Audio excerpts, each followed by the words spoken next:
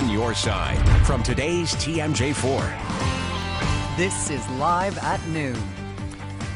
And now on Live at Noon, recall election dates, they have been determined. It looks like Wisconsin voters will head to the polls in May and in June if all the right conditions exist. Lacey Crisp has been following the decision in court today. She has details from Madison. Hi, Lacey.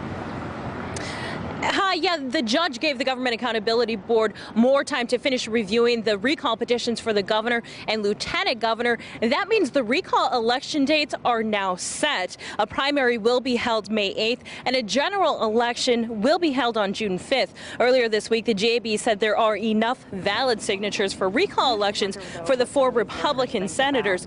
Although the GAB needs to finish checking for duplicates in the governor's and lieutenant governor's petitions, they say there are likely enough valid signatures to force recall elections in those races as well. The GAB says it wants all of the elections to be on the same day to save taxpayers money. The estimate for the recall elections is $9 million.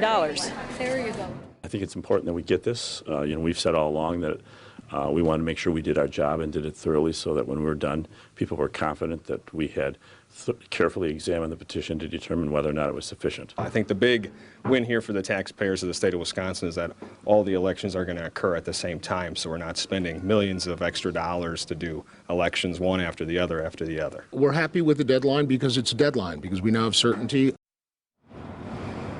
And with the deadline set for the GAB at March 30th, that means candidates will have until April 10th to decide if they're going to run. On your side live in Madison, Lacey Crisp, today's TMJ4. Hey, Lacey, do we know what happens if there are not primaries in some of those Senate races? I mean, does the primary date then become the general election, or do they just sit that one out and wait till the June date?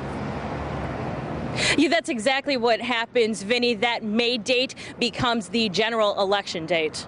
All right, Lacey Crisp, live in Madison, sorting it all out for us. Thank you, Lacey.